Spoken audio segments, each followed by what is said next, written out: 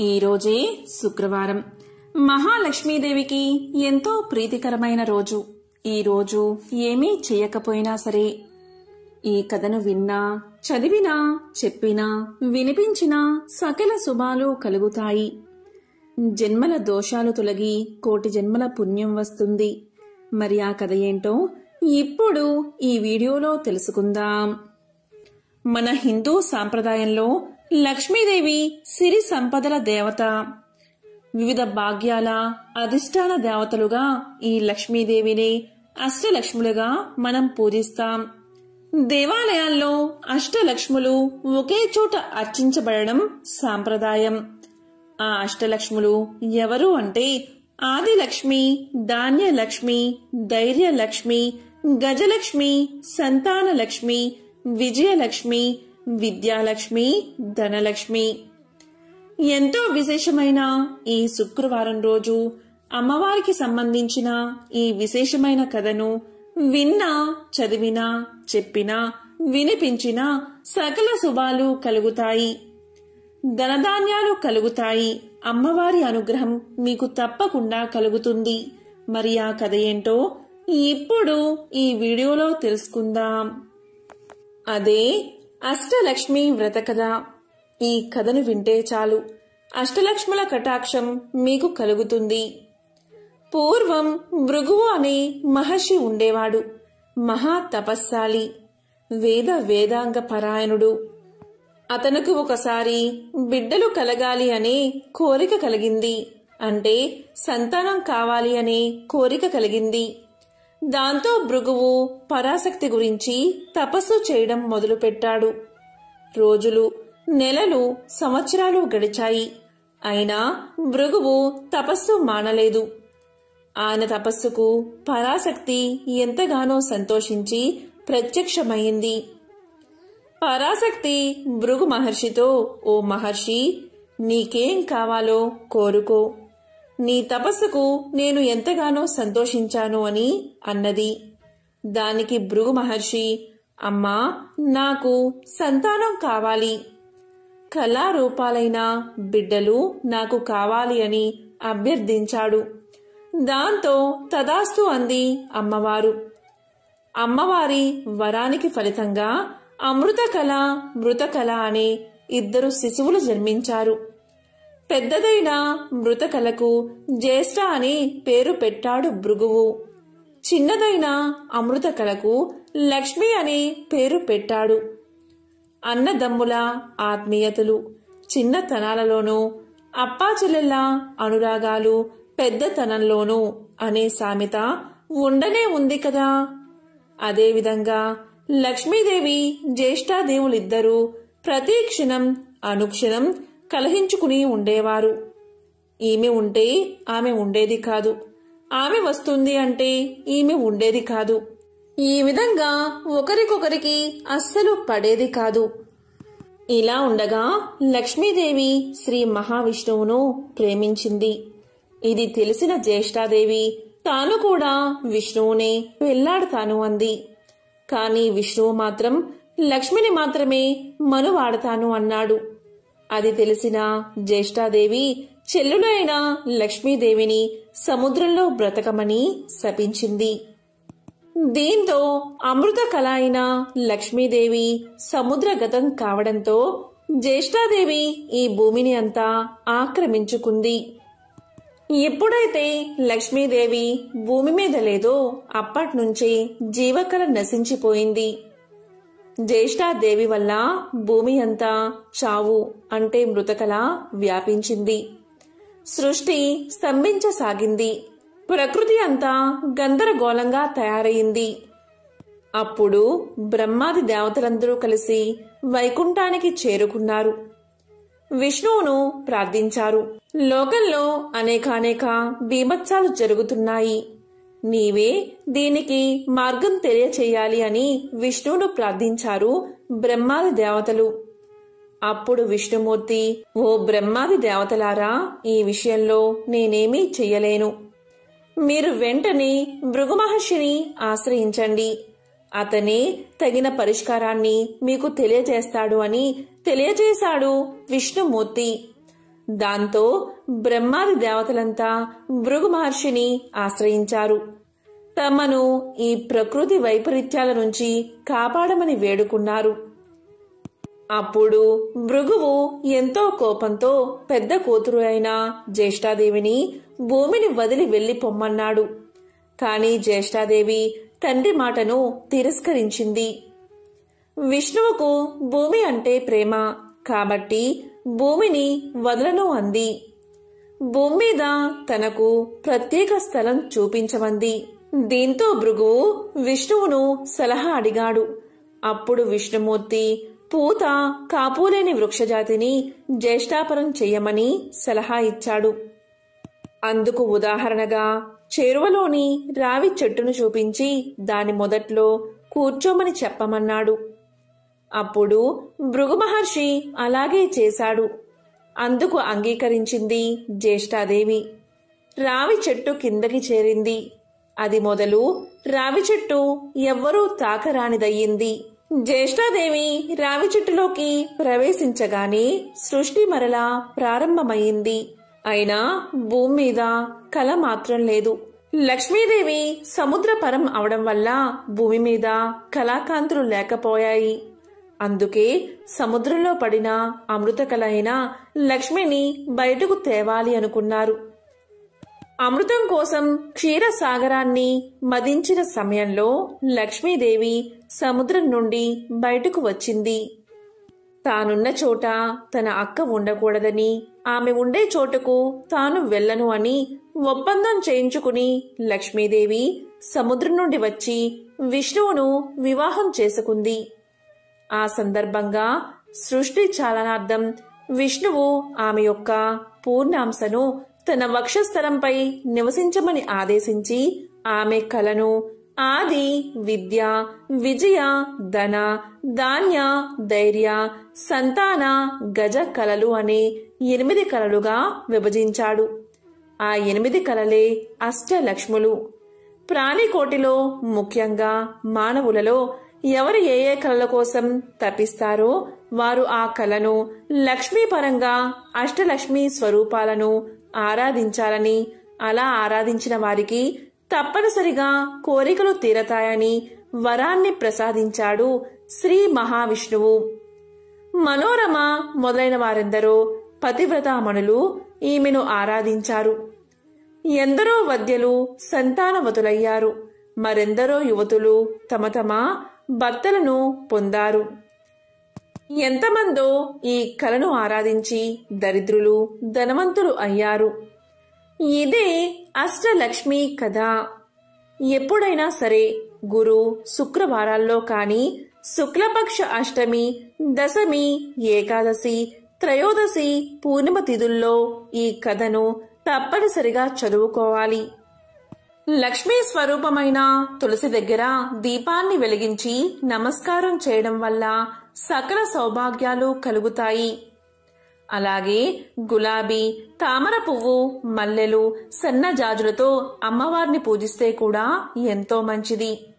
అమ్మవారికి ఇష్టమైన తెలుపు లేదా ఎరుపు వస్త్రాలు ధరించి అష్టోత్తరం చదివి తీపి పదార్థాలను నైవేద్యంగా సమర్పిస్తే సంపదలు చేకూరతాయి. ఎంతో విశేషమైన పవిత్రమైన అష్టలక్ష్మి వ్రత కథను విన్నా, చదివినా, చెప్పినా, వినిపించినా సకల శుభాలు కలుగుతాయి. ఇక పరీక్షలు జరుగుతున్న సమయంలో విద్యాలక్ష్మికి సంబంధించిన ఈ కథను వింటే చాలు. అమ్మవారి అనుగ్రహం వల్ల పిల్లలు అభివృద్ధిలోకి వస్తారు. పరీక్షల్లో మంచి ఉత్తీర్ణత సాధిస్తారు. మరి ఆ కథ ఏంటో ఇప్పుడు ఈ వీడియోలో తెలుసుకుందాం. పూర్వకాలంలో కోసల దేశంలో దేవదత్తుడు అనే బ్రాహ్మణుడు ఉండేవాడు. అతనికి సంతానం లేదు. అందువల్ల సంతానం కోసం యజ్ఞం చేశాడు. ఆ యజ్ఞంలో ఉద్గాతగా గోబిలుడు అనే బ్రాహ్మణుణ్ణి నియమించాడు. ఏ కారణం వల్లో ఆ గోబిలుడికి ఆ సమయంలో యగశ్వాస దిగశ్వాస కావడం చేత మంత్ర పఠనంలో చిన్న స్వరభంగమైంది. అందుకు దేవదత్తుడు కోపగించి, ఓరి గోబిలా, సంతానార్థమై శవనం చేస్తూ ఉండగా స్వరభంగం చేశావేమిటి అని కసురుకున్నాడు. అందుకు అలిగిన గోబిలుడు, ఇంత కోపిష్టివాడికి యజ్ఞం ఎందుకు? స్వరభంగమైతే ప్రాయశ్చిత్తం చేసుకోవచ్చు, అంతేకాని యజ్ఞ దీక్షలో ఉండి ఉద్గాతపై కోపగించడం మహాపాపం. నీకీ జన్మలో కొడుకు పుట్టినా పుట్టుగాక, వాడు విద్యారహితుడై మూర్ఖుడవుగాక అని శపించాడు. దీనితో దేవదత్తుడు భయపడిపోయాడు. గోబిలుడు అతన్ని శపించాడు కాని శాపం తిప్పే శక్తి తనకు లేదు అన్నాడు. యజ్ఞం ముగిసిపోయింది. యజ్ఞఫలంగా దేవదత్తుడికి కొడుకు పుట్టాడు. వాడికి ఉతత్యుడు అనే పేరు పెట్టుకున్నాడు దేవదత్తుడు. కాని శాపం కారణంగా అతడు వట్టి మూర్ఖుడు, మూగవాడు అయిపోయాడు. మాట్లాడలేడు, చదువు అబ్బలేదు, ఏదీ అర్థం చేసుకోలేడు. విద్యలేని వారిని ఎవ్వరూ గౌరవించరు కదా, అందులోనూ బ్రాహ్మణులు అసలే గౌరవించరు. దేవదత్తుడు ఎంతగా ప్రయత్నించినా కొడుకును తీర్చిదిద్దుకోలేకపోవడం వల్ల విసుగు పుట్టి దేవదత్తుడు ఒక్కగానొక్క కొడుకుని ఇంటి నుండి తరిమేశాడు. అమాయకుడైన ఉతద్యుడు గంగా తీరం చేరి అక్కడ అడవిలో ఒక గుడిసె వేసుకుని ఏకాకిగా బతుకుతున్నాడు. చదువు రానందుకు, పుట్టకముందే శాపం పట్టినందుకు, అయినవారు తరిమేసినందుకు ఎంతగానో ఏడుస్తూ ఉన్నాడు. ఒకరోజు ఒక ఋషి ఆ గుడిసె వద్ద నుండి పోతూ లోనుండి వస్తున్న ఉతద్యుని రోదన ధ్వనికి ఆశ్చర్యపడి లోపలికి వెళ్లి అతన్ని పలకరించాడు. అప్పుడు ఉతత్యుడు తన కష్టాన్ని తెలుపుకున్నాడు ఋషికి. ఆ మాత్రానికి 2 గంటల కాలం పట్టింది. అతని స్థితికి ఋషి హృదయం కరిగింది. అతనికి ధైర్యం చెప్పి, నాయనా, విద్యాలక్ష్మిని పూజించు అన్నాడు. తనకేవీ తెలియదు అన్నాడు ఉతద్యుడు. అది నిజమే కదా, అందువల్లే ఆ ఋషి విద్యాలక్ష్మిని తనే ప్రార్థించాడు. ఈ అమాయకుణ్ణి అనుగ్రహించు అమ్మా అని వేడుకున్నాడు. ఉతద్యుడు ఓ ఓ అని ఏడుస్తున్నాడు. దానికి ఋషి, ఓయి, ఓ ఊ అని ఏడుస్తావెందుకు, ఏ ఏ అని ఏడు అని కసిరి వెళ్లిపోయాడు. వెంటనే ఉతద్యుడు ఊ ఊ అండం మాని ఏ ఏ అని ఏడవడం మొదలుపెట్టాడు. ఆ అమ్మవారి లీల అనంతం. ఎవరిని ఎలా అనుగ్రహిస్తుందో ఎవరికి తెలుసు? పరాశక్తి యొక్క ఏకాక్షర బీజమే ఏకారం. అది ఉతద్యుని ఏడుపులో అర్ధ బిందుమైనది. ఉతద్యుడు ఋషి ప్రోక్తమట్లు మనసులో విద్యాలక్ష్మిని తలుచుకుంటూ ఏడుస్తూనే ఉన్నాడు. కాలం దొర్లిపోతుంది. క్రమక్రమంగా అతనికి లోక విషయాలు ఎరుకుపడసాగాయి. అతనిలో మేధ అభివృద్ధి సాగినది. అతని ఆలోచనలే పూజా సర్వస్వంగా, అతని కన్నీరే పాదాభిషేక ద్రవంగా, అతని ఓ ఏలే జపంగా స్వీకరించింది అమ్మవారు, విద్యాలక్ష్మి అమ్మవారు. కాని తన అభివృద్ధి కూడా అతనికి తెలిసి వచ్చేటట్లు లేదు. ఇలా ఉండగా ఒకరోజు ఒక దెబ్బతిన్న లేడీ రివ్వున వచ్చి ఉతద్యుని గుడిసెలో దాక్కుంది. అది చూశాడు ఉతద్యుడు. లేడీ పిల్లే కదా అని దాన్నేమీ చెయ్యలేదు. తాను మాత్రం గుడిసె బయటకు వచ్చి కూర్చున్నాడు. అంతలోని ఒక వేటగాడు విల్లమ్ములతో అక్కడికి వచ్చాడు. వచ్చి ఉతద్యుణ్ణి చూసి, అయ్యా, బ్రాహ్మణ్లాగా ఉన్నావు. అసత్యమాడకూడదు సుమా, నీవు చెప్పింది సత్యమే అని నేను నమ్ముతాను. కాబట్టి నిజమే చెప్పు. నేను వేటాడిన లేడీ ఇటుగా వచ్చిందా? దాన్ని నువ్వు చూసావా? ఎటు వెళ్ళిందో, ఎక్కడికి వెళ్ళిందో సత్యాన్ని చెప్పు అన్నాడు. వేట లేకపోతే నా సంసారం ఆకలితో చనిపోతుంది అన్నాడు వేటగాడు. ఉతద్యుడు ధర్మ సంకటంలో పడ్డాడు. అబద్ధమాడకూడదు. నిజం చెప్తే లేడీ చనిపోతుంది, చెప్పకపోతే బోయువాని సంసారం పోతుంది అని బాధపడుతూ, ఇలాంటి సమస్య పరిష్కరించడానికి నాకు చదువు లేదు కదా అని లోపలే బాధపడుతూ ఉంటే శ్రీ విద్యాలక్ష్మి దయవల్ల టక్కున అతనికి ఒక శ్లోకం వచ్చింది. అప్పుడు అతను ఇలా అన్నాడు. యా పశ్యతి నా సా బ్రూతే, యా బ్రూతే సా నా పశ్యతి. ఆహో వ్యాధః స్వకారార్థీన్ కిం పృచ్చసి పునః పునః. ఓ బోయవాడా, దేనినైనా చూడగలిగిన వాడికి అంటే కన్నులకు మాట్లాడే శక్తి లేదు, మాట్లాడేదానికి అంటే నోటికి చూసే శక్తి లేదు. ఓ బోయవాడా, నేనేదో నా ధ్యానంలో ఉండగా నువ్వెందుకు నన్ను లేడు కోసం పదే పదే అడుగుతావు అని ఈ శ్లోకం అర్థం. తక్షణమే అదృశ్య దేవతలు సత్యం సత్యం అన్నారు. అతనికి సత్యవ్రతుడు అనే బిరుదు ఇచ్చారు. బోయవాడు అతనికి నమస్కారం చేసి వెళ్లిపోయి అతని గురించి పట్టణంలో చెప్పసాగాడు. మరికొంత కాలానికి ఆ సత్యవ్రతుడే శ్రీ విద్యాలక్ష్మి కృపా కటాక్షాలచే మహాకవి అయ్యాడు. ఈ శ్రీ విద్యాలక్ష్మి యొక్క ప్రభావాన్ని ఎవరైతే చదువుతారో లేక వింటారో లేక వినిపిస్తారో వారికి ఆ అమ్మవారి యొక్క కటాక్షం తప్పకుండా కలుగుతుంది. పూర్వకాలంలో కృష్ణాపురంలో రామయ్య, సుశీల అనే దంపతులు ఉండేవారు.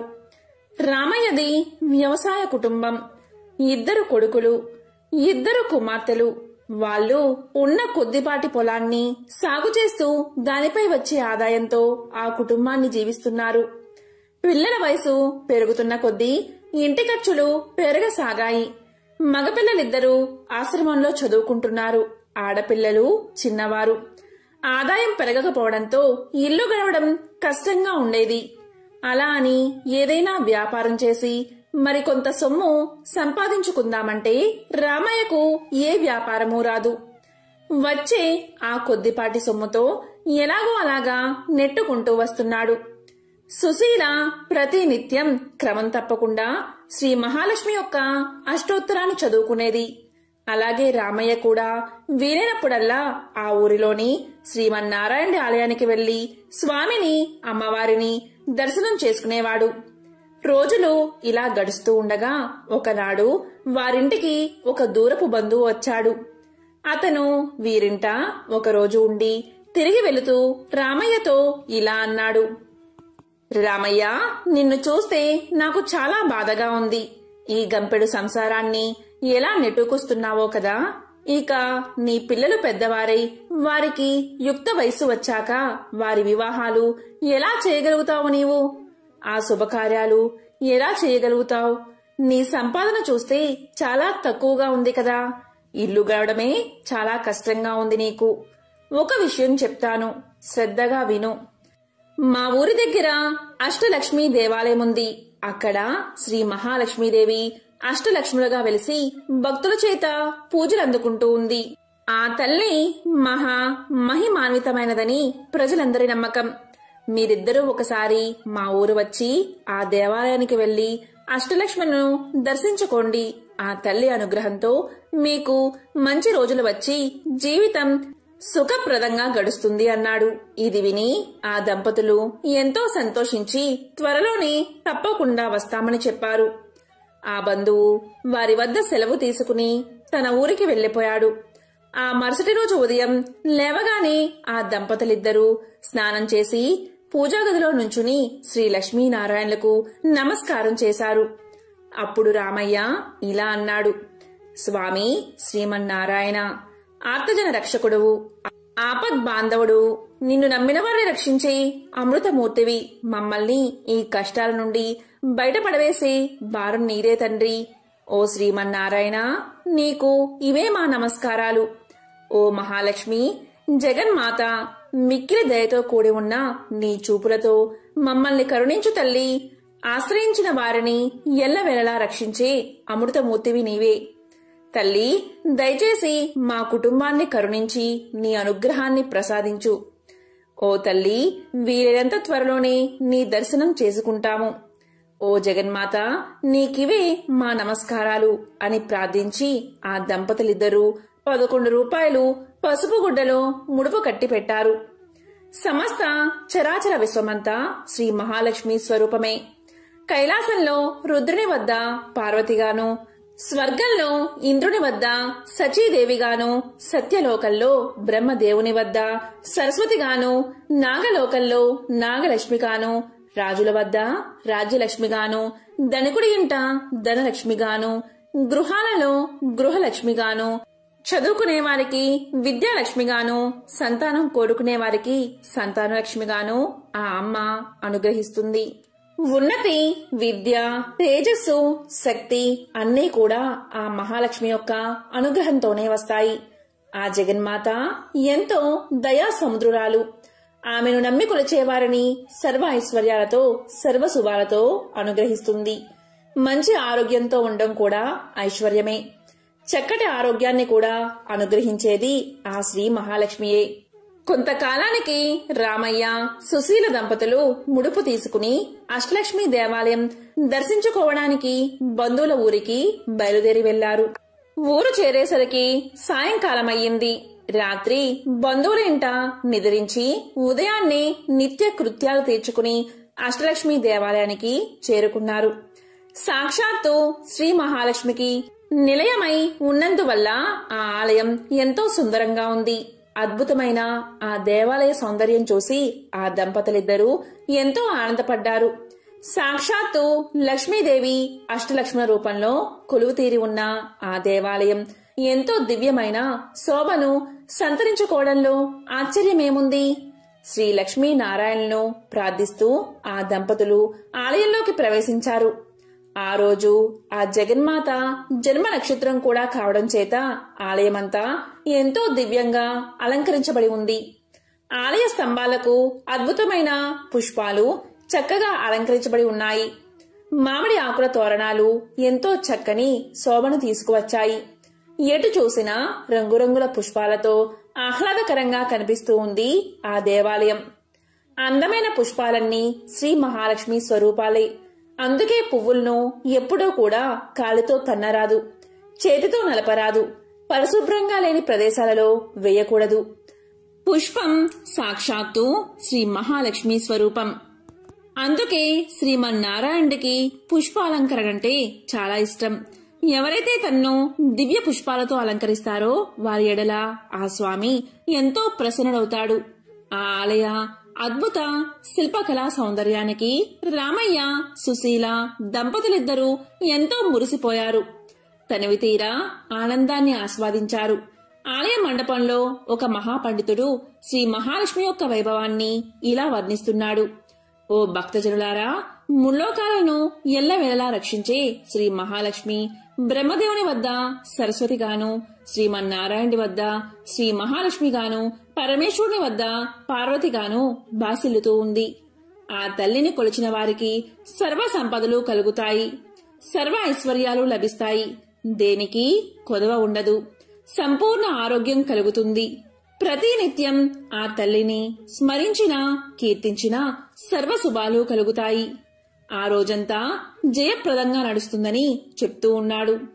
ఇక రామయ్య, సుశీల దంపతులు ఆ పండితుడు చెప్పిన విశేషాలన్నీ విని అక్కడి నుండి బయలుదేరి ముందుగా ఆదిలక్ష్మి ఆలయం వద్దకు చేరారు. అద్భుత తేజస్సుతో ప్రకాశిస్తున్న ఆ తల్లికి నమస్కారం చేసి అటు తర్వాత ధాన్యలక్ష్మి వద్దకు వచ్చారు. ధాన్యలక్ష్మిని ఎన్నో విధాలా స్తుతించి తరువాత ధైర్యలక్ష్మి, గజలక్ష్మి, సంతానలక్ష్మి, విజయలక్ష్మి, విద్యాలక్ష్మి, ధనలక్ష్ములను దర్శించుకున్నారు. ఎంతో దివ్యమైన తేజస్సుతో, అద్భుతమైన పట్టు వస్త్రాలతో, రకరకాల దివ్య ఆభరణాలతో అష్టలక్ష్ములందరూ ఎంతో అద్భుతంగా దర్శనమిచ్చారు. రామయ్య, సుశీల దంపతులు అష్టలక్ష్ములను ఎన్నో విధాలా స్తుతించి తమను కరుణించవలసిందిగా ప్రార్థించారు. ఆలయం నుండి వెలుపలకు వచ్చే ముందు రామయ్య ఒకసారి కళ్ళు మూసుకుని శ్రీ మహాలక్ష్మీదేవిని ప్రార్థిస్తూ మనసులో ఇలా అనుకున్నాడు. ఓ జగన్మాత శ్రీ మహాలక్ష్మి, నీవు నన్ను కరుణించి అంతులేని ఐశ్వర్యం నాకు అనుగ్రహిస్తే నేను మా ఊరిలో తప్పకుండా నీ అష్టలక్ష్మి స్వరూపాలతో అద్భుతమైన ఆలయాన్ని నిర్మిస్తాను అనుకున్నాడు రామయ్య. అటు తర్వాత ఆ దంపతులిద్దరూ తిరిగి తమ ఊరికి చేరుకున్నారు. ఆ మహాలక్ష్మి తల్లి అనుగ్రహం వల్ల రామయ్య కుటుంబం మంచి అభివృద్ధి సాధించింది. కుమారులిద్దరికీ మంచి చదువులు కలిగి ఉన్నత ఉద్యోగాలు లభించాయి. కుమార్తెలకు మంచి వరులతో వివాహాలు జరిగాయి. స్నేహితులు కొంతమంది సహాయం చేయగా రామయ్య 2-3 వ్యాపారాలు ప్రారంభించాడు. ఆ శ్రీ మహాలక్ష్మి తల్లి అనుగ్రహం వల్ల ఆ వ్యాపారాలన్నీ ఎంతో అభివృద్ధి చెందాయి. ఎన్నో లాభాలు వచ్చాయి. చుట్టుపక్కల గ్రామాలలో రామయ్య అంతటి ధనవంతుడు లేడని ప్రజలు చెప్పుకుంటూ ఉన్నారు. ఇంత సంపద రావడంతో తాను ఆ రోజు శ్రీ అష్టలక్ష్మి దేవాలయం కట్టిస్తానని ఆ జగన్మాతకు ఇచ్చిన మాట మరిచిపోయాడు రామయ్య. ధన సంపాదనలో పడి భగవంతుణ్ణి స్మరించడం కూడా మరిచిపోయాడు. తమకు ఇచ్చిన మాట తప్పినందుకు అష్టలక్ష్ములకు ఆగ్రహం కలిగింది. అంతే, ఎంతో వెలిగిపోతూ ఉన్న కుటుంబంలో ఎన్నో సమస్యలు వచ్చాయి. ఆదిలక్ష్మి అనుగ్రహం కోల్పోవడంతోనే రామయ్యకు వ్యాపారం మీద పట్టు సడలింది. తన సరుకు అమ్ముడు పోవడం కష్టంగా మారింది. తాను ఎంత నాణ్యమైన సరుకు విక్రయించినా కొనేవారు లేక వ్యాపారం నష్టం రావడం మొదలైంది. వ్యాపారాలు ఇలా ఉండగా ధాన్యలక్ష్మి అనుగ్రహం కోల్పోవడంతో పంటలు సరిగ్గా పండలేదు. అకాల వర్షాలు వచ్చి అంతా నీటిలో కొట్టుకుపోయాయి. అటు వ్యాపారం సరిగ్గా లేక మంచి పంట కూడా చేతికి రాక రామయ్య నానా కష్టాలు పడ్డాడు. ఇదిలా ఉండగా ధనలక్ష్మి కూడా ఆగ్రహించడం చేత అతనిలో ఇన్ని రోజుల నుండి ఉన్న ధైర్యం కూడా సన్నగిల్లింది. వ్యాపారం దెబ్బతిన్నప్పటికీ, పంట కోల్పోయినప్పటికీ మరలా వచ్చే సంవత్సరం పుంజుకోవచ్చని అనుకున్నాడు.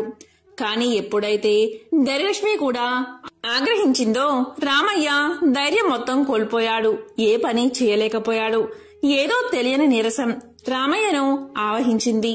కొన్ని రోజులకు గజలక్ష్మికి కూడా రామయ్యపై ఆగ్రహం కలిగింది. అక్కడతో రామయ్య అప్పుల పాలయ్యాడు. తాను ఉన్న ఇంటిని కూడా తాకట్టు పెట్టవలసి వచ్చింది. ఆ విధంగా అష్టలక్ష్ములైన ఆదిలక్ష్మి, ధనలక్ష్మి, ధైర్యలక్ష్మి, గజలక్ష్మి, సంతానలక్ష్మి, విజయలక్ష్మి, విద్యాలక్ష్మి, ధాన్యలక్ష్మి ఆగ్రహానికి గురైన రామయ్య అనేక కష్టాల పాలయ్యాడు. చివరకు ఒకనాడు ఇల్లు కూడా అమ్మి అప్పులవారి పరమై ఒక అద్దె ఇంట్లో నివసించసాగాడు.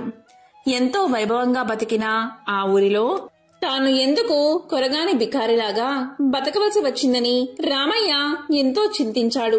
ఇదంతా తన పూర్వజన్మ కర్మానుసారం జరిగింది తప్ప తాను అష్టలక్ష్ములకు ఇచ్చిన మాట నిలబెట్టుకోనందుకు ఇలా జరిగిందని గ్రహించలేకపోయాడు రామయ్య. కాలం ఈ విధంగా గడుస్తూ ఉండగా ఒకసారి ఆ ఊరికి ఒక సాధువు వచ్చాడు. అతను ఎంతో మహిమ గలవాడని, ఎవరి జాతకమైనా ఎంతో నిక్కచ్చిగా చెప్పగలడని ఊరంతా చెప్పుకున్నారు. ఆ మాట విన్న రామయ్య దంపతులు ఒకరోజు ఆ సాధువు వద్దకు వెళ్లి తమ పరిస్థితిని విన్నవించారు. వీరి మాటలన్నీ సావధానంగా విన్న ఆ సాధువు కళ్ళు మూసుకుని కొద్దిగా ధ్యానం చేసి ఏదో గుర్తించిన వాడై ఇలా తలచి రామయ్య దంపతులతో ఇలా పలికాడు. నాయనలారా, మహాలక్ష్మీదేవి యొక్క అనుగ్రహం కోల్పోవడం వల్లే మీకు ఈ గతి పట్టింది.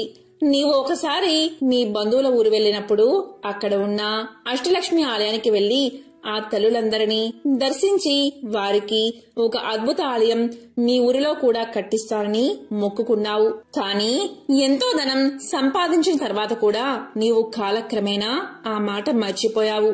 ఆ తల్లులందరూ నిన్ను అనుగ్రహించడం వల్లే నీవు వ్యాపారంలో ఎన్నో లాభాలను గడించావు. నీ పంటలన్నీ ఎంతో ఎక్కువ దిగుబడినిచ్చాయి. కాని నీవు ఈ విషయం గ్రహించగా ఆ అష్టలక్ష్ములను మర్చిపోవడం వల్ల అష్టలక్ష్ముల ఆగ్రహానికి గురయ్యావు. ఆడిన మాట తప్పడం వల్లే నీకు ఈ గతి పట్టిందని అన్నాడు. అప్పుడు రామయ్య ఆ సాధువుతో, స్వామి, ఇప్పుడు నాకు గుర్తుకు వచ్చింది. నేను మా ఊరిలో అష్టలక్ష్మి దేవాలయం కట్టిస్తానని అన్న మాట నిజమే. కాని నాకు ఐశ్వర్యం కలగగానే అహంకారంతో ఆ తల్లులకిచ్చిన మాటను మర్చిపోయాను. ఇప్పుడు ఉన్న పరిస్థితుల్లో నేను ఎలా తీర్చగలను? ఈ పరిస్థితి నుండి బయటపడితే ఈసారి తప్పకుండా నెరవేరుస్తాను. ఈ దుర్భర కష్టాల నుండి బయటపడి ఉపాయ మార్గం చెప్పి మమ్మల్ని అనుగ్రహించండి స్వామి అని ప్రాధేయపడ్డాడు. అప్పుడు ఆ సాధువు వారితో ఇలా అన్నాడు. ఓ దంపతులారా, మీరు ఆ దేవాలయానికి వెళ్లి అక్కడే 11 రోజులు పడుకుని రోజూ ఉదయాన్నే ఆలయ ఆవరణమంతా మీ చేతులతో శుభ్రం చేసి సేవించండి. అప్పుడు మీకు ఆ తల్లుల అనుగ్రహం కలిగి తిరిగి మీ పూర్వ వైభవం కలుగుతుంది అని చెప్పాడు. ఆ మాటలు విన్న రామయ్య దంపతులు అలాగే చేస్తామని చెప్పి ఆ సాధువుకు నమస్కారం చేసి అతని వద్ద సెలవు తీసుకుని తమ ఇంటికి తాము వెళ్లిపోయారు. రామయ్య దంపతులిద్దరూ మరుసటి రోజే బయలుదేరి ఆ ఊరికి అక్కడ ఆలయం పక్కన ఉన్న సత్రంలో బస చేశారు. ఆ ధర్మ సత్రంలోనే 11 రోజులు ఉండి రోజూ ఉదయాన్నే లేచి త్వరగా కాలకృత్యాలు తీర్చుకుని ఆలయ ప్రాంగణమంతా చీపురు తీసుకుని శుభ్రంగా తుడిచేవారు. అటు తర్వాత సుశీల మంచి మంచి ముగ్గులు పెట్టేది. ఆలయ ప్రాంగణంలో ఈ విధంగా ఆ అష్టలక్ష్ములను 11 రోజులు సేవించిన తర్వాత తిరిగి అమ్మవారి అనుగ్రహాన్ని పొందారు. అటు తర్వాత తమ ఊరికి వచ్చేశారు. ఆ మరుసటి రోజు ఎప్పుడో దేశాంతరాలు వెళ్లిన ఒక పాత స్నేహితుడు కలిసి రామయ్య పరిస్థితి తెలుసుకుని ఎంతో బాధపడి ఏదో ఒక వ్యాపారం ప్రారంభించాల్సిందిగా కొంత ధనం రామయ్యకు ఇచ్చాడు. ఇది ఆ మహాలక్ష్మి యొక్క అనుగ్రహం తప్ప మరొకటి కాదని ఆ దంపతులు అనుకున్నారు. ఆ జగన్మాత అనుగ్రహంతో కొద్ది రోజుల్లోనే వ్యాపారం ఎంతో అభివృద్ధి చెందింది. మరొక వ్యాపారం ప్రారంభించి దానిలోనూ ఎన్నో లాభాలు గడించారు. వచ్చిన సొమ్ముతో తిరిగి ఇల్లు కట్టుకున్నారు. 2 ఎకరాల పంట భూమి కూడా కొనుక్కున్నారు. ఆ అష్టలక్ష్ముల అనుగ్రహంతో ఆ సంవత్సరం పంటలు కూడా బాగా పండాయి. ఎంతో ఆదాయం లభించింది. 2 సంవత్సరాలలో పోగొట్టుకున్న దానికంటే ఎక్కువే సంపాదించారు. ఇక ఏమాత్రం ఆలస్యం చేయకూడదని తెలిసి పండితుల్ని పిలిచి అష్టలక్ష్ముల ఆలయ శంకుస్థాపన శుభముహూర్తాన్ని నిశ్చయించారు. శ్రీ మహాలక్ష్మీదేవి అనుగ్రహంతో ఆ ఆలయం కొద్ది కాలంలోనే ఎంతో అద్భుతంగా నిర్మితమైంది. చుట్టుపక్కల ఉన్న ఊళ్లల్లో ఎంతో దివ్యమైన ఆలయం ఎక్కడా లేదనే పేరు వచ్చింది. రోజూ ఎంతో మంది భక్తులు వచ్చి అష్టలక్ష్ములను దర్శించి ఆనందపడి వెళ్లేవారు. ఇక రామయ్య దంపతులు బతికి ఉన్నంత కాలం సుఖంగా జీవించి చివరకు మోక్షాన్ని పొందారు. శ్రీ మహాలక్ష్మీదేవిని నమ్మి కొలిచేవారికి ఎటువంటి కష్టాలు దరిచేరవు, సర్వ సౌభాగ్యాలు కలుగుతాయి. కాబట్టి శ్రీ మహాలక్ష్మి మహత్యంలోని ఈ కథను ఎవరైతే వింటారో వారికి ఆ లక్ష్మీదేవి యొక్క అనుగ్రహం తప్పకుండా కలుగుతుంది. చేసే ప్రతి పనిలో విజయం కలుగుతుంది. ఆర్థిక ఇబ్బందులు తొలగి అష్ట ఐశ్వర్యాలు కలుగుతాయి. ఓం శ్రీ మహాలక్ష్మియే నమః.